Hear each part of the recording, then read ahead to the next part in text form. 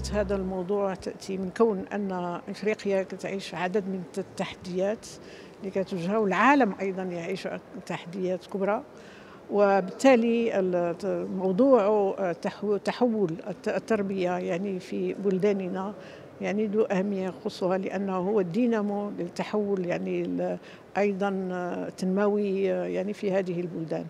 وهذه التظاهرة لها خاصية أنها يعني تجمع حوالي أكثر من 20 يعني ممثل للمؤسسات التي هي مثيلة إلى حد ما لمؤسساتنا، اللي هي المجلس الأعلى للتربية والتكوين والبحث العلمي، والتي تهتم يعني بقضايا يعني التربية. إذن هذه كانت فرصة أولاً لتبادل الأفكار حول هذا الموضوع يعني المهم بالنسبة لتنمية إفريقيا ودعم يعني التربية في هذه القارة، ومن جهة أخرى يعني خلق نوع من التواصل أو في بواسطة شبكة يعني تضم كل هذه البلدان. وكان لنا يعني أهمية في هذا اللقاء، لأنه هو الذي سيمكننا طبعا من تبادل الأفكار وتبادل أيضا طريقة سبل كيف يمكن لنا أن نشتغل جميعا حول هذه القضايا اللي هي مصيرية لبلدان الإفريقية. Je suis venu ici dans la conférence sur les dynamiques de la transformation de l'éducation en Afrique, qui constitue une étape essentielle et moment officiel très important dans la mise en œuvre de plusieurs politiques. Ici, on sait très bien que d'une manière générale, l'Afrique traverse des crises et elle est appelée à relever pas mal de défis. Premièrement, le défi concernant l'éducation dans sa transformation en profondeur, ce qui est vraiment important pour tous les pays africains. Et le Maroc présente ici un modèle assez pertinent, des modalités à suivre. Avec le Conseil supérieur de l'éducation, on est ici, on est très bien accueillis. On partage des expériences et au fur et à mesure, pendant 2 jours, on va essayer de partager ces expériences afin de relever pas mal de défis qui sont cruciaux pour l'avenir de l'éducation en Afrique. Donc le Comore ne peut pas être en marge de cette dynamique-là, de ces avancées-là. Et pour la politique qui a été mise en place, ce qu'on appelle le programme Comore émergent 2030, on a émis pas mal de transformations pour que l'éducation prenne vraiment son sens et on arrive à transformer l'éducation dans un cadre d'inclusivité totale au niveau de l'éducation nationale. Vous savez, en Afrique, les défis sont grands. Les défis sont grands. Les États ont essayé, chacun à leur niveau, de prendre des mesures. Et lorsqu'on reste en vase clos, on ne voit pas toujours ce que les autres font de bien. Et c'est pourquoi il est utile que de temps en temps, on se retrouve, qu'on discute, qu'on voit les défis qu'on peut porter ensemble et pour aussi s'inspirer des expériences des autres. Par exemple, j'ai suivi ce matin les présentations sur le Conseil supérieur de l'éducation, de la formation, de la recherche scientifique du Maroc.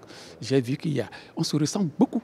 On fait beaucoup de choses communes, mais ils font des choses que nous ne faisons pas. Alors, à partir de ce moment-là, nous allons nous en inspirer. Et je crois qu'il est prévu à l'agenda qu'on crée sans doute un réseau pour que se voir et parler ensemble, pour voir ce que les uns et les autres font, que ce soit institutionnalisé en quelque sorte et qu'on s'inspire des bonnes pratiques. This is the think tank of the Nigerian education system.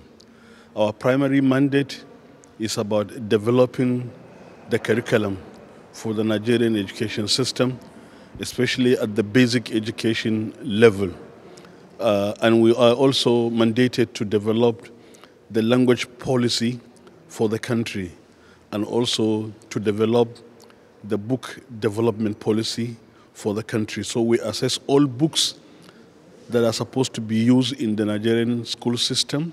We recommend the books that are supposed to be used in teaching and instruction in the Nigerian education system. Only recently, we have undertaken a comprehensive review of the basic education curriculum in the country, And the implementation of the reviewed curriculum has just started in September this year, that is September 2025. The main focus of the curriculum review is that it is based on the framework of, developing 21st century skills in the children.